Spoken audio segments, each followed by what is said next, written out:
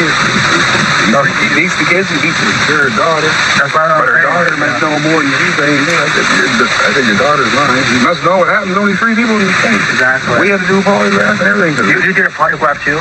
Yeah, because we used to drop the kids off. Okay. Over there. So you and Cindy. On the surface, Daniel Martell looked like a man stepping into a fatherly role. Smiling photos, carefully curated posts, the picture of a blended family trying to make life work. But appearances have always been deceiving, because behind those polite smiles and family portraits was a darker reality waiting to unravel. Neighbors whispered their suspicions. They saw bruises. They heard the arguments. And while Martell was never just a stepfather to Lilly and Jack in name, in practice, he was something else entirely, an imposing figure whose presence carried fear rather than protection. What outsiders didn't see in those filtered snapshots was the tension that filled the Sullivan home. To a stranger scrolling through Facebook, the family looked ordinary, even happy. Weekend fishing trips, birthday cakes, staged selfies in the living room, it all projected normalcy. Yet those who lived closer, those who caught the small details when no camera was around, sensed something was wrong. The children's voices would fall silent when Martell entered the room. Jack, once energetic and playful, seemed to shrink in his presence, eyes darting to the floor, shoulders stiff with unspoken anxiety. Lilly, just as young and impressionable, carried a different kind of fear, the kind that lingers in her hesitant smiles and the way she clung to her mother whenever arguments broke out. Neighbors recalled hearing shouting late into the night, doors slamming, a man's voice raised in anger, sharp and unforgiving. And then, sometimes, the sound of a child crying, muffled, cut short, as if someone had silenced it. These were the moments that never made it into social media posts, the moments that painted a much different picture than the cheerful ones Daniel wanted the world to see. The bruises were harder to ignore. A mark on Lily's arm one week, explained away as a playground fall. A darkened eye that Jack had dismissed with a story about roughhousing with friends. But the stories never quite matched, and the explanations felt rehearsed. Those close to the family began to wonder, were these children really clumsy? Or was someone ensuring they never spoke the truth? In small towns, whispers spread quickly, and the Sullivans were no exception. Some said they wanted to believe the best, that maybe Daniel was just strict, maybe he was under pressure. Others weren't so forgiving. They saw the way the kids avoided eye contact, the way their mother seemed worn down, trapped between defending her partner and protecting her children. And yet, for all the suspicions, no one acted. No one called authorities with enough force to spark an investigation. Maybe it was fear of retaliation, maybe it was doubt, or maybe it was the belief that families fight and kids get hurt sometimes. Whatever the reason, silence became complicity. What makes Daniel Martell's role in Lilly and Jack's lives so haunting is the duality of his image. On one hand, he presented himself as a provider, a man stepping in to help raise children who weren't his own. On the other, behind closed doors, he embodied the opposite of fatherhood, using intimidation and control where there should have been safety and care. Children know when they are not safe, even if they can't put it into words. Their bodies tell the story long before their mouths ever dare to. Jack flinched at sudden movements, his small frame recoiling as though anticipating a strike. Lily's once bright laugh grew quieter, reserved only for moments away from the house. And still, when asked, they insisted everything was fine. Because children in fear often learn quickly that speaking the truth could make things worse. Daniel thrived in that silence. He knew how to wear his mask well. To the outside world, he was attentive, involved, posting updates about family outings or showing up with the children in public as if to display his devotion. But it was a performance, carefully crafted to shield the darker reality. Those photos weren't memories, they were alibis. Evidence of a father figure who never truly existed. This duality is at the heart of why so many people miss the warning signs. It's easy to dismiss bruises as accidents when a smiling family photo follows the next day. It's easy to excuse late-night shouting when, in daylight, the family appears intact. And it's easy, tragically easy, to believe that someone who looks the part of a stepfather must be fulfilling that role with love. But the truth was much colder. Daniel Martell wasn't protecting Lilly and Jack, he was controlling them. And in that control, the children's innocence, safety, and ultimately, their very lives, were caught in the balance. For the neighbors who saw too much but said too little, hindsight is a heavy burden. They recall the moments when they thought about knocking on the door, about stepping in, about calling someone who could help. But hesitation won. And now, those hesitations echo louder than the shouting ever did. Every community wants to believe the best of those who live among them. No one wants to admit that the smiling man across the street might be capable of cruelty. Yet, when the Sullivan case broke open, the truth about Daniel Martell began seeping into every whispered story and unspoken suspicion. What once was just gossip in the neighborhood became chilling testimony to a pattern of behavior that should have been confronted long before tragedy struck. Martell's presence in Lilly and Jack's lives was never just about filling the shoes of a father figure. It was about control, dominance, and fear. And the children, too young, too vulnerable, too dependent on the adults around them, were left to navigate a world where the person meant to protect them instead became the source of their deepest fear. Now, in the aftermath of their disappearance, those filtered smiles on social media take on an eerie new meaning. They're no longer just photos. They are reminders of everything hidden in plain sight, of the bruises ignored, the cries unheard, and the silence that became deadly. The story of Daniel Martell and the Sullivan children is not just about a man who failed as a stepfather. It's about a community that looked away, a system that didn't intervene, and two children whose voices were drowned out long before they vanished. And when you strip away the curated images and the excuses, you're left with a haunting reality. Daniel Martell wasn't stepping into the role of a father. He was stepping into the role of a predator. When investigators first began looking deeper, polygraphs were administered. Family members, neighbors, and acquaintances all questioned. And with every session, one truth grew clearer. Knowledge of what really happened to Lilly and Jack was confined to just a few. Too few. The polygraphs weren't just routine formalities. They were a desperate attempt to peel away the layers of lies, omissions, and carefully rehearsed stories that had shielded the truth for too long. Detectives knew that someone was withholding information. The children didn't simply vanish without a trace. Somebody had to know more than they were willing to say. When the wires were strapped on, the room grew heavy. Hearts raced. Breathing slowed. Every twitch, every bead of sweat was recorded, measured, and analyzed. For those innocent of wrongdoing, the polygraph was nothing to fear. For those hiding something, it was a silent interrogator they could not control. Some neighbors passed easily, their results consistent with what they had already told investigators. They knew little more than the whispers they had shared, the shouting matches, the bruises, the uneasy quiet that always followed Daniel Martell into a room. But others? Their results raised questions. Minor inconsistencies, spikes in stress, answers that didn't quite line up with the evidence. These became the cracks investigators began to pry open. And then came the family members. Those closest to Lilly and Jack, the ones who should have been their protectors, were suddenly placed under a microscope. Every answer carried weight. Did they truly not know what was happening inside that home?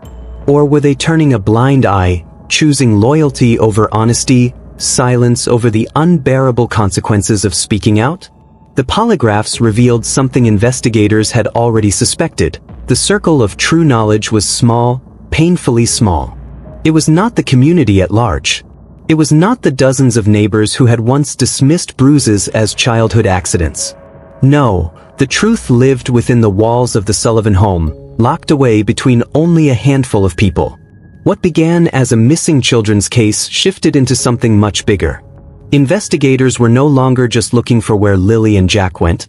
They were asking a deeper, more damning question. What environment were these children living in before they disappeared? And how many red flags had been ignored, dismissed, or covered up? This wasn't just about a single moment of tragedy. It was about a pattern, a cycle of abuse, neglect, and fear that had woven itself into the children's daily lives. The bruises, the silence, the neighbors' suspicions, the mother's conflicted loyalty, the stepfather's iron grip on the family dynamic. Each of these threads became part of a larger tapestry that investigators could no longer overlook. The case file thickened quickly. Witness statements painted a picture that clashed violently with the image Daniel Martell had curated online. The home, once seen as private, was now treated as a crime scene in waiting. Every room, every closet, every square foot was combed for signs of violence, control, or cover-up. As interviews mounted, the questions became less about where the children were and more about what had already been happening to them long before they went missing. Were Lilly and Jack ever truly safe inside that house? Or had their disappearance only shone a harsh light on the dangers they had been living with all along? Detectives began piecing together timelines. When was the last time anyone outside the home saw the children alive and unhurt? Who noticed bruises and when? How many times had neighbors heard shouting, and why had no one called for help? Each answer brought more clarity, but also more frustration. The signs had been there, clear, obvious, undeniable. But they had been brushed aside. And then came the most damning realization of all. If only a select few knew what really happened to Lilly and Jack, that meant someone very close to them was holding the key to the mystery. Someone who lived in their world every day. Someone who had the access, the motive, or the cruelty to make two children vanish. It was no longer just about searching rivers, woods, and backroads. It was about peeling back layers of deception and family loyalty that had kept investigators at bay. Because to find Lilly and Jack, detectives first had to dismantle the wall of silence built around them. The shift in the investigation was palpable. Search parties still combed through fields, but inside the station, the energy turned inward. This wasn't just about tracking footprints or analyzing surveillance footage. This was about psychology, power dynamics, abuse hidden in plain sight. The community wanted answers about the children's whereabouts. Investigators wanted something even more fundamental, the truth about what life was like for Lilly and Jack before the day they disappeared. Because the answer to that question might reveal not only what happened to them, but who had allowed it to happen. Every polygraph, every interview, every uneasy silence reinforced the same conclusion. This wasn't the work of a stranger lurking in the shadows. It wasn't a random act of evil. It was something closer, something far more intimate and terrifying. Lilly and Jack's disappearance wasn't just a case of missing children. It was the unraveling of a family's darkest secrets. And as investigators pressed harder, one realization became impossible to ignore. If only a few people knew the truth, then the silence of those few was the greatest obstacle standing between justice and two innocent children. Thick black smoke rose from Martell's backyard at odd hours. At first, the community brushed it off. Maybe someone burning trash, maybe brush clearing. But the smell was different. Sharper. Chemical. It lingered in the air long after the flames had died. Neighbors remember the way it stung their noses and clung to their clothes. The kind of smell you couldn't just wave away. It stayed, settling on the skin, scratching at the throat, coating everything in a sickly film. It wasn't the smell of leaves or wood or brush. It was toxic. Everyone who caught a whiff of it knew something about those fires wasn't right. But like so many other things surrounding the Sullivan home, the smoke became just another detail people whispered about, then dismissed. Some said it was none of their business. Others muttered that maybe Martell was just careless, the kind of man who'd burn garbage without a thought for the law or his neighbors. But no one wanted to imagine the darker truth, that the flames were hiding secrets.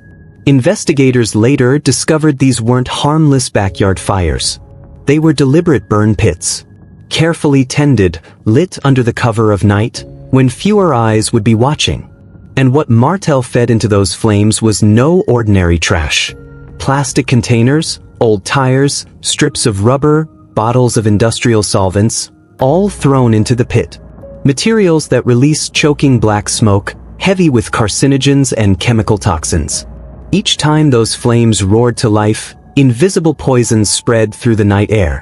Dioxins, benzene, heavy metals, all the byproducts of burning synthetic materials, rising from Martell's backyard and drifting silently into the homes of neighbors, into the soil, into the lungs of anyone nearby.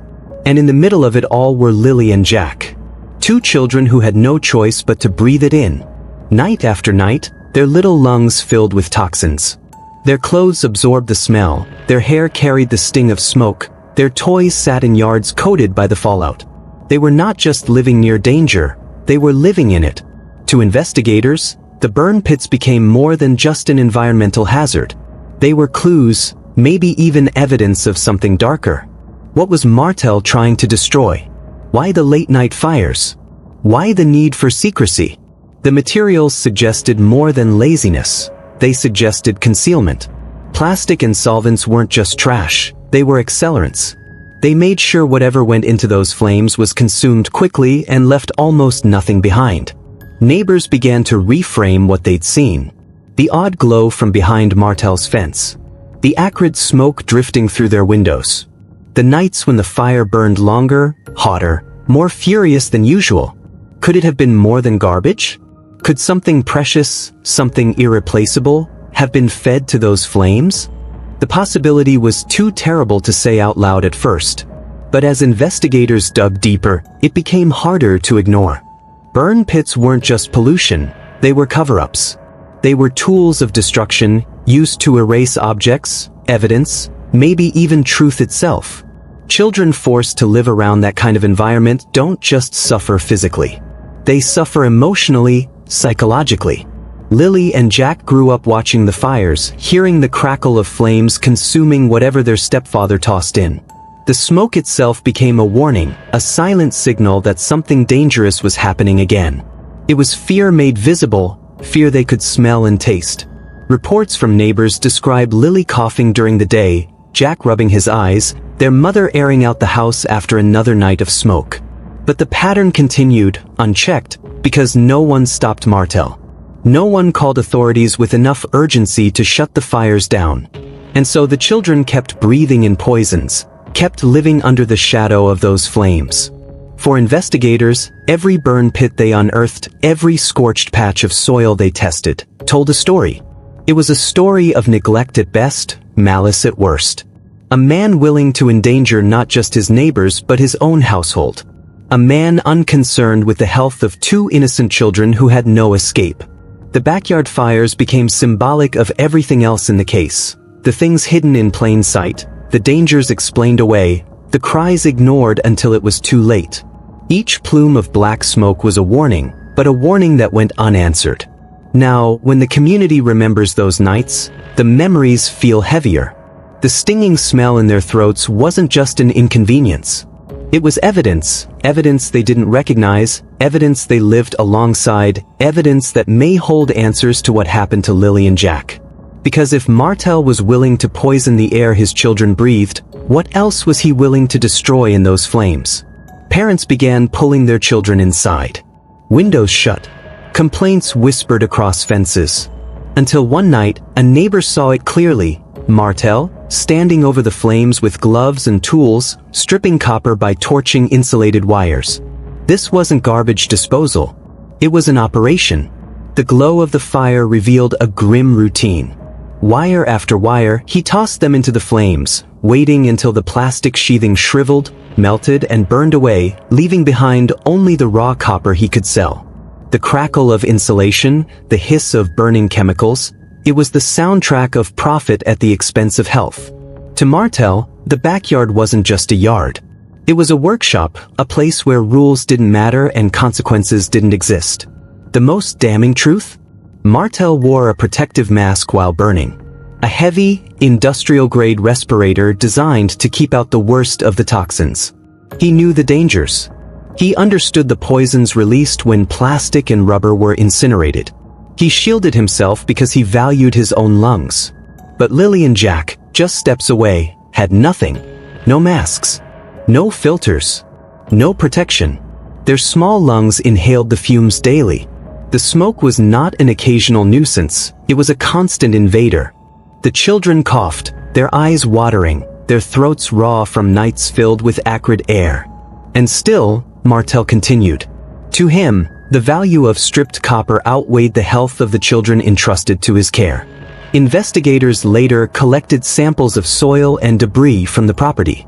What they found confirmed neighbors' worst fears. Toxic residue had seeped into the ground, coating the very earth where Lilly and Jack played. Heavy metals. Carcinogens. traces of chemicals so dangerous they linger for decades, poisoning not just the immediate area but anything that comes into contact with it. Their toys, plastic trucks, dolls, building blocks, absorbed the smoke. Their clothes, hung on a backyard line, carried the smell of chemicals long after the fires had cooled. Even the grass beneath their feet was tainted. Every breath, every touch, every moment outdoors became another silent assault on their bodies. To investigators, this was more than neglect. It was calculated indifference. Martell knew enough to protect himself but chose not to extend that same care to the children. He created an environment where survival meant inhaling poison and normal life meant exposure to hazards most parents would never dream of allowing near their kids. Neighbors described how they began to notice subtle changes in the children. Lily's persistent cough, Jack's frequent nosebleeds, their pale complexions, their sudden fatigue. Symptoms that, at the time, were brushed aside as colds or childhood illnesses. But in hindsight, they were signs of toxic exposure, signs no one connected to the smoke until it was too late. And all the while, Martell's operation continued. Late nights, early mornings, the glow of flames flickering against the dark sky. To those living nearby, it became background noise, another bad habit they tolerated, another problem they ignored. Complaints were whispered but rarely formalized, because speaking up meant conflict. And conflict with Martell was something few wanted to invite. The children, however, had no escape.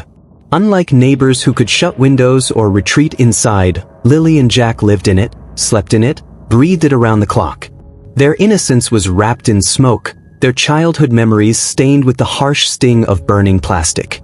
This truth hit investigators hard. It reframed the disappearance not only as a tragedy but as part of a broader pattern of danger.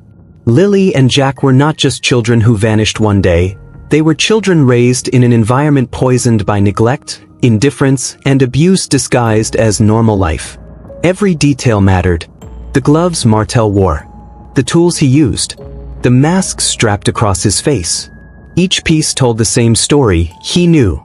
He understood the risks, and he acted only to protect himself. That knowledge transformed his actions from reckless to deliberate, from careless to calculated. The image of two children standing just a few steps away while their stepfather worked over toxic flames is one investigators could not forget. It became a symbol of everything the case represented. Innocence crushed under the weight of someone else's choices, lives endangered by the very person meant to protect them. Parents in the community would later say that was the moment everything clicked. The smoke hadn't just been an eyesore or a smell you couldn't shake. It was a weapon, a constant stream of poison unleashed in a backyard where two small children lived and breathed. And while Martell stripped copper to line his pockets, Lilly and Jack were being stripped of something far greater: their health, their safety, their chance at a normal childhood. When the RCMP stepped onto the property with their equipment, the truth lit up instantly. Air quality meters spiked. Soil samples turned toxic. The secluded yard behind that cottage wasn't just unkempt, it was contaminated, a chemical graveyard hiding in plain sight. Officers in protective gear moved cautiously, boots crunching over charred earth. Every step revealed more of what had been hidden from plain view. The ground was blackened, cracked in places where intense heat had baked the soil until it hardened like ceramic.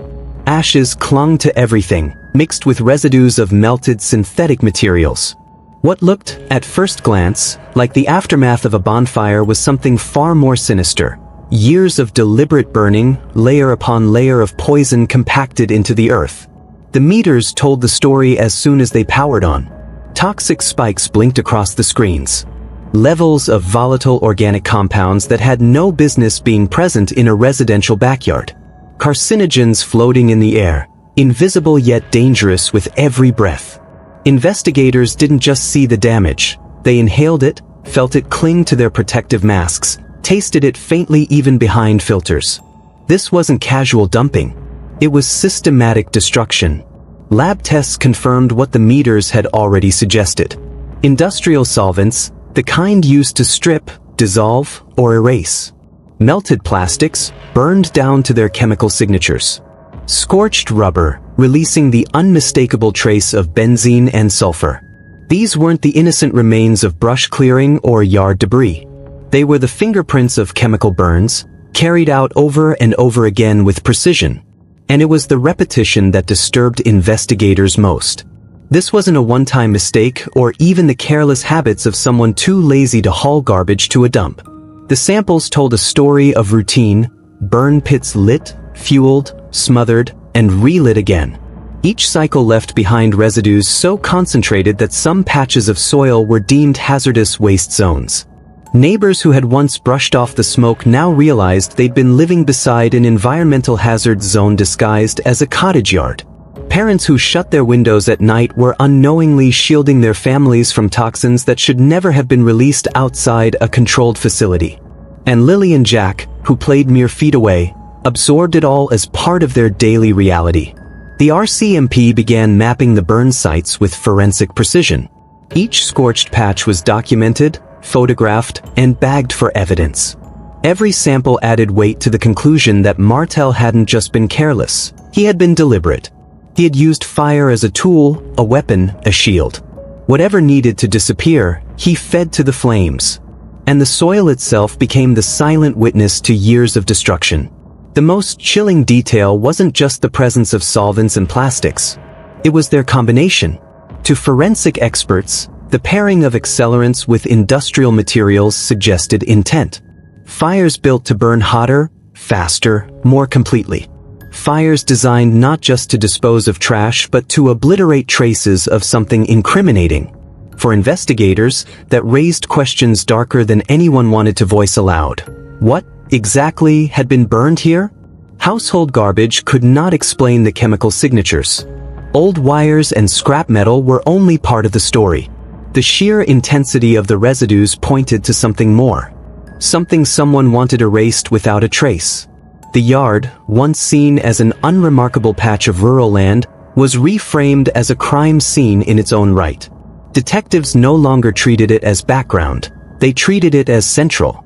This was the stage where secrets had been incinerated, where evidence had been reduced to ash, where two children had been forced to live on poisoned ground.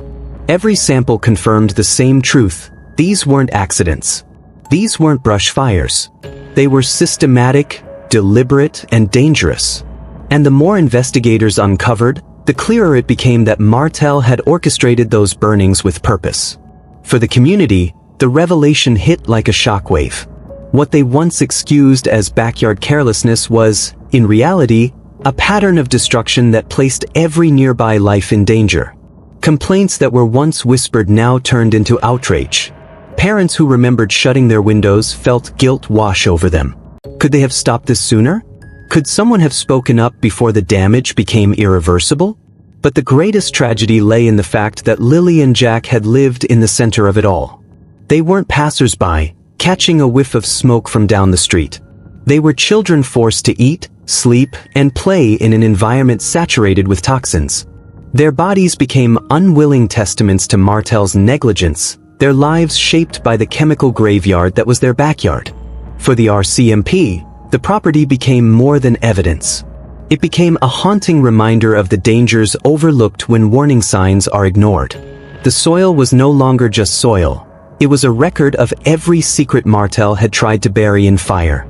And it was now up to investigators to read it, to decode the story the earth itself was telling. Each test result was another blow, stripping away the illusion that this was simply a case of children gone missing.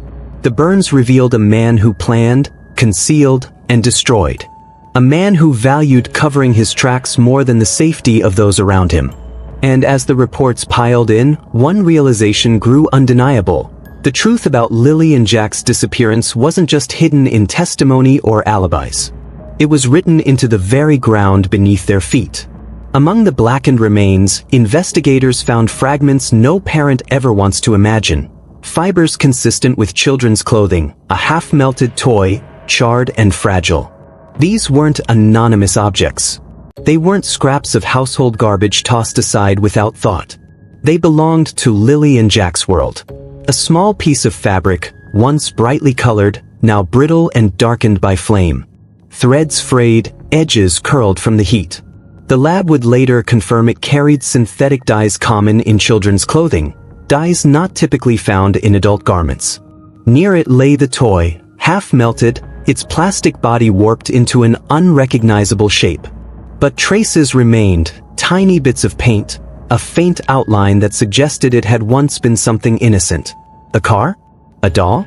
It hardly mattered. What mattered was that it was unmistakably a child's. For investigators, the discovery felt like a punch to the chest. These weren't just objects, they were fragments of a stolen childhood. To see them reduced to ash was to confront the possibility that the very symbols of Lilly and Jack's innocence had been deliberately fed to the flames. The implications were chilling. If Martell had burned their belongings, why? Was it to erase evidence of abuse, blood, fibers, or fingerprints that told too much of a story? Was it to destroy the physical reminders of the children themselves, a cruel attempt to erase their presence from the home? Or was it part of a broader pattern, burning anything and everything that could connect him to the horrors whispered behind closed doors? And then came the medical records, which told what words could not. For months, maybe years, the children's bodies had been crying out. Lingering coughs that doctors chalked up to seasonal colds. Eyes that stayed irritated, red, and watery, brushed off as allergies. Nosebleeds that seemed random.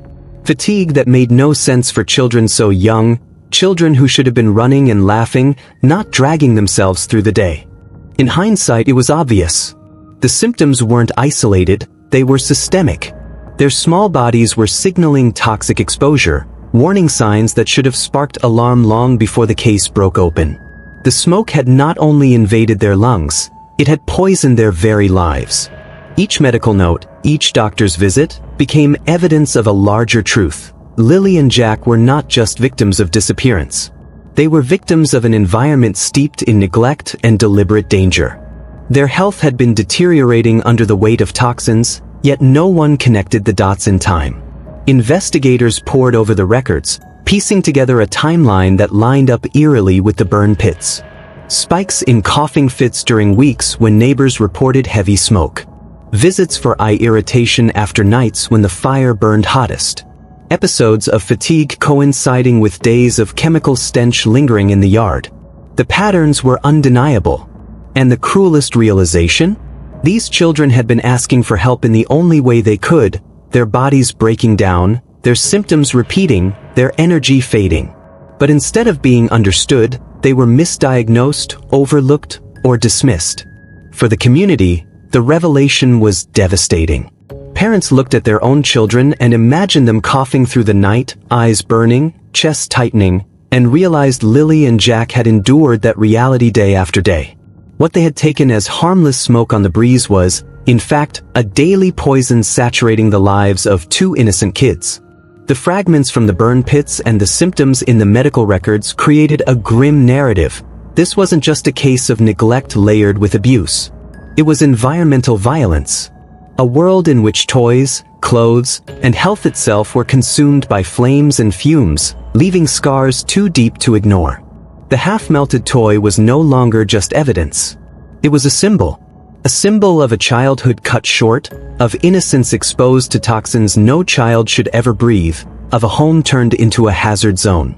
And the fibers of clothing, charred but still recognizable, carried the weight of every parent's nightmare. The possibility that their child's last traces might be found not in a bedroom or a schoolyard, but in ashes at the bottom of a fire pit. Every discovery pulled investigators further from the hope of a simple missing persons case and deeper into the certainty that Lilly and Jack's suffering had started long before they vanished. Their disappearance wasn't the beginning of the tragedy, it was the end result of a long, invisible war waged against their health, their safety, and their very existence. Nova Scotia law strictly prohibits burning PVC insulation. The dangers aren't just whispered in obscure research journals. They are well documented, public, and accessible. Health Canada has published guidelines on the toxicity. Environmental agencies have circulated bulletins. Inspectors know the risks. Doctors know the symptoms. Parents who've ever smelled the sharp sting of melted plastic know something isn't right. And yet, despite the visible smoke curling into the air, despite neighbors whispering complaints across fences, despite official reports filed with clear details, Martell was never charged. Not once. That fact alone sends a chill through the story. How could something so visible, so consistent, be ignored? Thick black smoke rising at odd hours wasn't a one-time event. It was a pattern. It was documented, complained about, witnessed. People spoke up. Neighbors did what they were supposed to do. Yet the system, the very institutions meant to protect children and communities, failed to act. So why wasn't anything done? That is the question that gnaws at the community. Was it simple negligence, a case of officials brushing off complaints as unimportant, chalking it up to rural nuisance rather than real danger? Was it bureaucratic red tape, reports filed, shuffled through desks, left to gather dust because the process is slow, inefficient, and tangled in procedure? Or was it something far more sinister? The possibility that Martell was shielded by someone with influence? For many, that last possibility refuses to die. The pattern of inaction feels too deliberate to ignore. How many times can smoke rise? How many times can parents shut their windows? How many times can complaints be logged before someone decides to act? The silence of enforcement agencies doesn't read like accident. It reads like complicity. Neighbors recall being told to document the incidents or call again if it happens. They did, over and over, and still nothing changed. To them, it felt like screaming into the void. Every complaint answered with platitudes, every report swallowed by the machine of bureaucracy, while the fires kept burning and the children kept breathing in poison. The most painful part is that the law itself is clear. Burning PVC insulation releases dioxins, chemicals so toxic they are measured in fractions of a microgram. Exposure has been linked to cancer, developmental disorders, and long-term organ damage. It isn't speculation. It isn't a gray area. It is black and white, prohibited. Yet in Martell's backyard, the black smoke rose again and again, unchecked. Some residents began to wonder if Martell had friends in the right places. Was someone in authority protecting him? Was he tied to scrap dealers, inspectors, or local officials who looked the other way? The thought alone is terrifying because if true, it means Lilly and Jack weren't just failed by one man, they were failed by a network of silence and willful blindness. For the community, anger mixes with guilt. Anger at a system that ignored them, but guilt that they too accepted the inaction after a while. Parents pulled their kids inside. They shut their windows. They whispered across fences about the smell, the headaches, the sting in the back of the throat. But when no authority stepped in, many stopped pushing. Some feared retaliation. Others convinced themselves it wasn't their fight. And in that gap of silence, Lilly and Jack remained trapped in the very center of the smoke. When the truth came out, that the fires were not random, not harmless brush burns, but deliberate, repeated chemical burns, the weight of those missed opportunities hit like a hammer. Every complaint ignored became a moment where intervention could have changed the course. Every report dismissed became another day the children inhaled toxins. The failure wasn't abstract. It was measurable, in the coughs, the fatigue, the poisoned soil, the charred remains of toys. The haunting question still hangs. Was it incompetence, or was it protection? The community demands an answer. Because the cost of silence wasn't just environmental. It was human. 2 children, living day after day in what was effectively a chemical dump, while those with the power to act stood by. And so, the outrage lingers. Parents who once whispered now shout. Activists call for accountability. Neighbors replay the smoke curling into the night sky in their minds, wondering how many times they failed to push harder and how many times officials turned their backs. The absence of charges against Martell isn't just a legal oversight. It is a wound carved into the trust between the public and the system meant to protect them. The law was clear. The evidence was visible. The complaints were documented. And yet, action never came. That's why the community still demands an answer, because without it, the silence feels complicit. Without it, the tragedy of Lilly and Jack isn't just about what happened in Martell's backyard. It's about the pattern of inaction that let it continue until it was too late. This wasn't hidden. The smoke was visible for miles. It curled above the tree line in thick, dark columns, a signal in the sky that something unnatural was burning. The smell was unmistakable, an acrid stench that clawed at throats and stung the eyes. It drifted into homes, seeped through cracks, and lingered on clothes. Parents recognized it instantly as more than wood smoke. This was chemical. This was poison. And yet, despite the obvious signs, silence prevailed. The fires burned, the fumes spread, and no one in authority stopped it. The question haunts everyone now: would authorities have ever intervened if Lilly and Jack hadn't vanished? Would they have simply let the smoke keep rising, the air keep thickening, the children keep coughing, until one day the community stopped noticing it altogether? Was the disappearance of 2 innocent children the only trigger strong enough to shake a system out of its slumber? Because if that's the truth, it means the fires could still be burning. That's the most bitter thought for the neighbors, realizing that without tragedy, the toxic cycle might have continued unchecked year after year.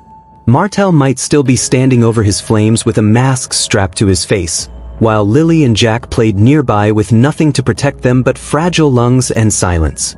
Now, things look different. Vigils are held. Candles burn for Lilly and Jack, flickering in the night where black smoke once rose. Families gather in town squares, their voices rising in prayer and in protest. But behind the grief lies a deep, searing anger, an anger that grows hotter with each unanswered question.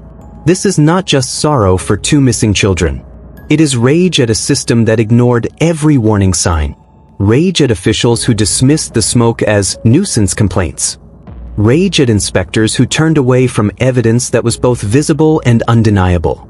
Rage at the failure to act until the worst-case scenario unfolded. Because to the community, this was never just a disappearance. The crime scene had always been there, smoldering behind the cottage in plain view. The blackened soil. The scorched piles of wire. The foul odor clinging to the air.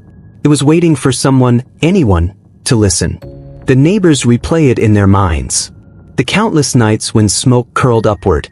The moments when their children coughed, when they rubbed their eyes and shut their windows.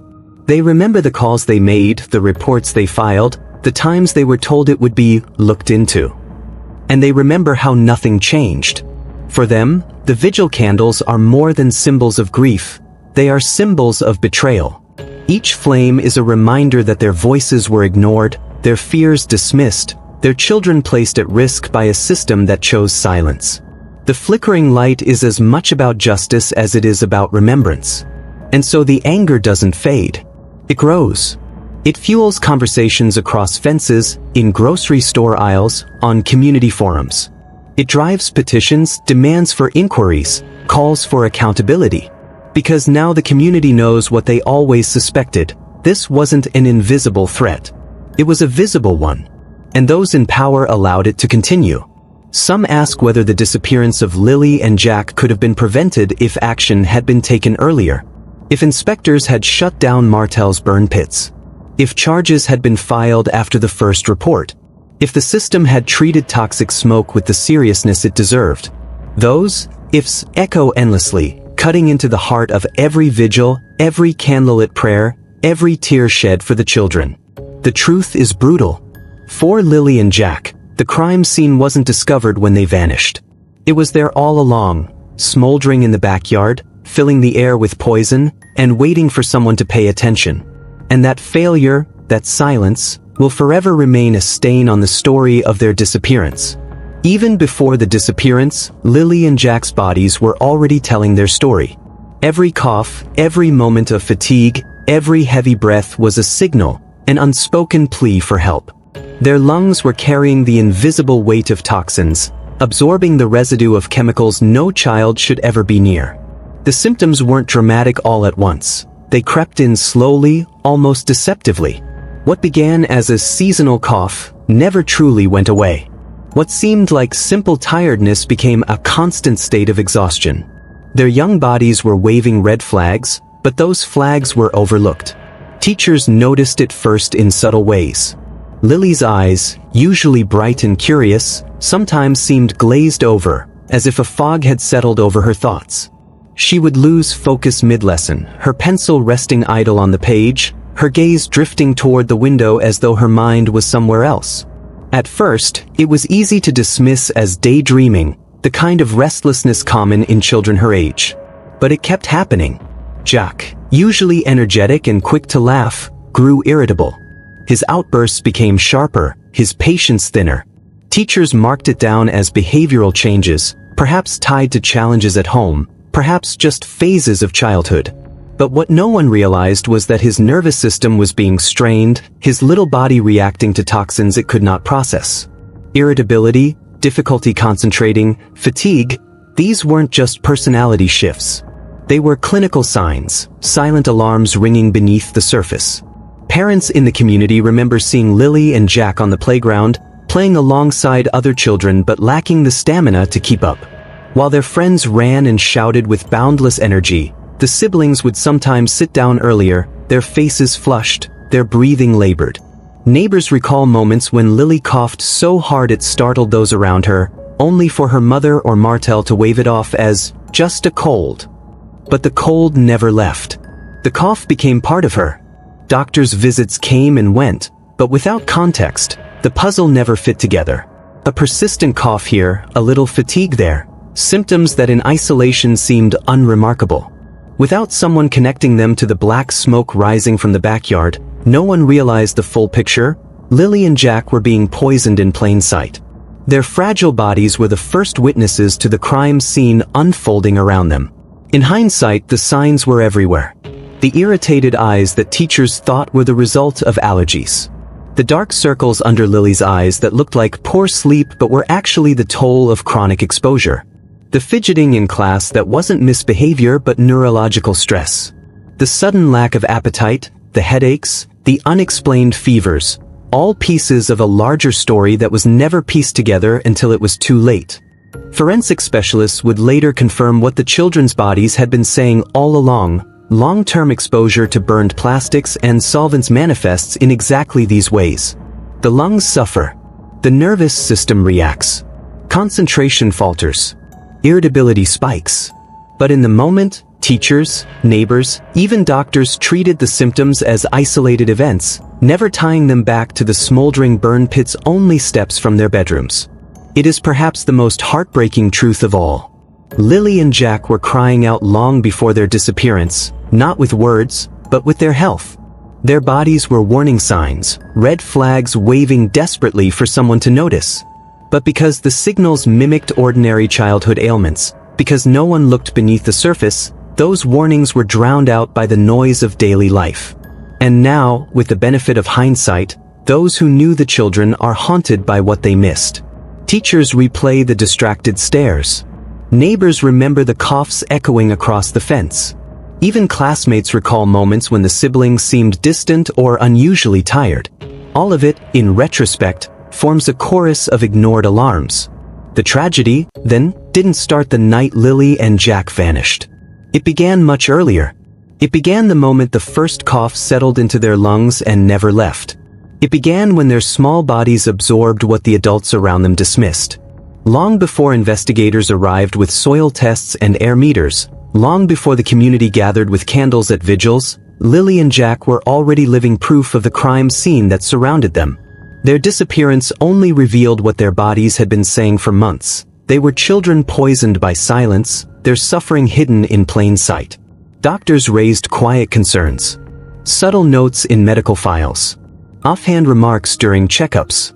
Observations that didn't quite fit the usual patterns of childhood illness.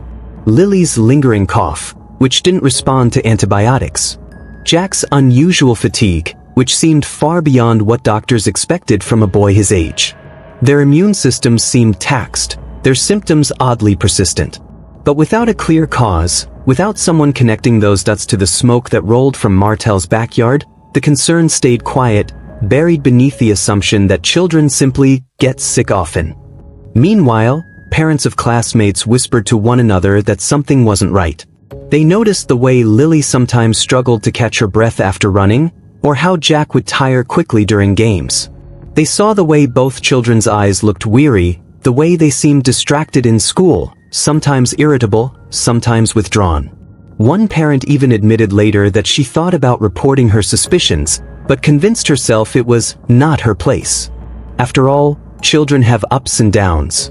Who would listen to whispers when nothing concrete could be proven? Each warning was brushed aside. Doctors chalked the symptoms up to recurring colds, stress, maybe even mild asthma. Teachers attributed the behavior changes to phases of development or trouble at home. Neighbors told themselves the children's fatigue was normal, or that maybe they were simply shy or sensitive. Every small concern was minimized, excused, or deflected. The truth remained hidden in plain sight because no one pushed hard enough. No one connected the obvious environmental hazard to the children's failing health. And so, nothing concrete was done. No medical testing for toxins. No official investigations into the health complaints. No child welfare checks prompted by the repeated reports of smoke. The signs were everywhere, yet action was nowhere. By the time the truth finally came to light, Lilly and Jack had already endured years of poisoning. Their lungs had been scarred by inhaled chemicals, their bodies weakened by exposure no child should ever face. Every cough, every headache, every restless night was a record of damage accumulating inside them. They weren't just victims of Martell's recklessness, they were victims of silence, of dismissal, of neglect by a system that should have been their shield. And that is the deepest wound of all. Because this wasn't sudden. It wasn't unavoidable. It was years of warnings ignored. Years of neighbors' complaints brushed aside. Years of medical red flags filed away without follow-up. Lilly and Jack didn't just vanish into tragedy one night. They were being eroded by it slowly, every day, long before their disappearance made headlines. In the end, the story of their poisoning is as much about systemic neglect as it is about one man's actions. Martell lit the fires, yes, but institutions allowed them to burn unchecked. He released the toxins, but children's services, health officials, and environmental agencies all had chances to intervene and didn't. The crime was not only in his backyard, it was in every office where a report was dismissed, every clinic where symptoms were minimized, every moment when someone could have said, enough, but chose instead to look away. Lilly and Jack became silent victims twice over, once by breathing in the poisons of their own home, and again by breathing in the indifference of the very system designed to protect them. Now, candles burn for Lilly and Jack. Rows of tiny flames flicker against the dark, each one carrying a name, a memory, a fragment of innocence lost. At first glance, these vigils appear to be solemn gatherings of grief, spaces where silence and prayer bind people together. But behind every tear shed in those circles is something sharper, hotter, rage. Rage at a system that failed when it mattered most. Rage at authorities who let the smoke rise unchecked. Rage at the institutions that brushed off warning after warning until tragedy could no longer be ignored. The community no longer hides that rage. In the earliest days, people tiptoed around their suspicions, afraid to point fingers, afraid to accuse too loudly. Neighbors who smelled the chemical smoke closed their windows and whispered about it across fences but rarely went further. Parents who noticed Lilly and Jack's persistent coughs told themselves maybe it was just bad luck. Maybe someone else would step in if things were truly dangerous. But now, after the disappearance, those same neighbors refuse to be silent. One by one, voices that once trembled in private have risen in public. They remember the nights when black smoke stretched across the sky like a warning flag. They remember the acrid smell that clung to their hair and their clothes. They remember the worried conversations they had with one another about what those children were breathing in, about whether something terrible might one day happen. And they remember how, every time they tried to raise concerns, nothing was done. The memory of that silence, the silence of officials, of agencies, of those with power, is what fuels the community's fury now. Because to them, the pattern is clear. This wasn't a tragedy born of mystery. This was a tragedy born of neglect. The disappearance of Lilly and Jack didn't reveal a crime scene. It confirmed one that had been smoldering in plain sight all along. At the vigils, speeches are no longer just about mourning. They are about accountability. Parents step up to microphones and demand to know why complaints were ignored. Teachers speak about the signs they saw in Lilly and Jack's behavior and how no one followed through. Activists raise questions about whether environmental inspectors were pressured to look away or whether child protection services ever investigated the home. Each candle is lit for the children, but each voice calls out for justice. The anger is raw because the community knows this did not have to happen. They believe the evidence was there, visible, tangible, undeniable, for years. And they believe officials had chance after chance to intervene but chose not to. That's why these vigils feel different from ordinary memorials. They are part mourning, part protest. Each flame is a symbol not just of loss, but of defiance.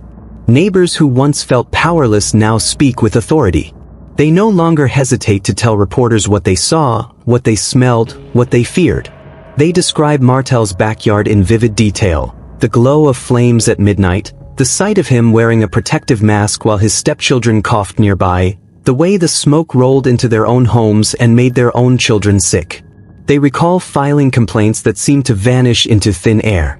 They recall being told to let it go. And now they demand to know who let it go. Who ignored those cries for help? The vigils, then, are more than moments of remembrance. They are public indictments of failure. They are the community's way of refusing to let Lilly and Jack's story fade into the endless archive of unsolved tragedies. People hold candles not just for comfort but as torches, symbols of light against the darkness of silence, promises that they will keep pressing until someone answers. For many, accountability has become the only way to honor the children's memory. They say justice is not optional, it is owed. Because if officials had acted when the first reports came in, if someone had connected the children's symptoms to the smoke, if the law had been enforced as it should have been, Lilly and Jack might still be alive. That knowledge burns as hot as the grief itself, and it pushes the community forward, louder and more relentless than before. Now, in town halls, at vigils, in front of cameras, the people speak with one voice. No more silence, no more excuses. They demand accountability, not someday, but now. Investigators are now forced to confront not only Martell's crimes but their own failures. Every step they take onto that contaminated property is shadowed by the weight of questions they cannot escape.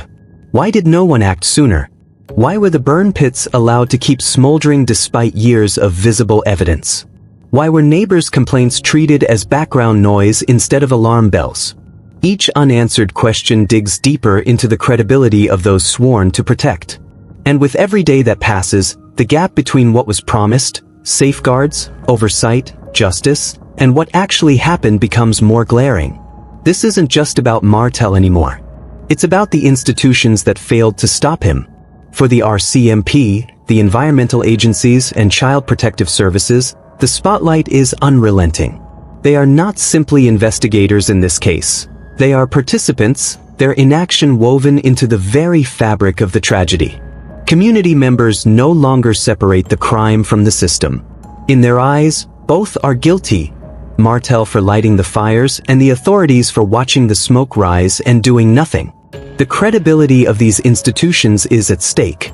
Each press conference, each official statement, is met with skepticism, if not outright hostility.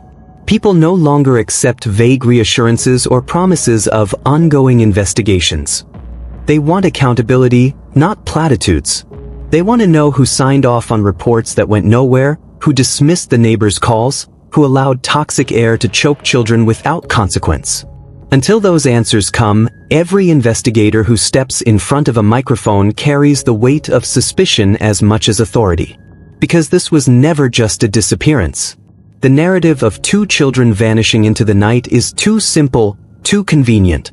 The truth is far more damning. This was a crime scene hidden in plain sight, years in the making, with victims who were crying out long before they were declared missing. The disappearance is only the final chapter of a story written in smoke, poisoned lungs, and systemic neglect.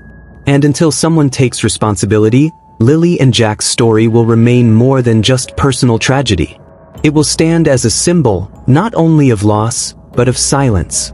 Not only of grief, but of negligence. Their names have become shorthand for institutional failure, invoked in town halls, vigils, and news reports as evidence of what happens when systems built to protect the vulnerable choose convenience over courage. But the community refuses to let the story end there. They do not gather simply to mourn, they gather to confront. They remind each other, and anyone who will listen, that Lilly and Jack did not just slip through the cracks. They were shoved through by apathy, by red tape, by indifference. And until those responsible admit their failures, the community will not stop asking the question that haunts every parent, every teacher, every neighbor who saw the smoke. Who failed these children? That question has no expiration date. It lingers at every vigil, it hangs over every courtroom, it seeps into every newscast. It is the question that prevents this case from becoming just another unsolved mystery filed away in archives. It forces officials to reckon with their choices, or lack of them. And it ensures that Lilly and Jack's memory will not fade quietly, but burn as a constant reminder of the cost of silence.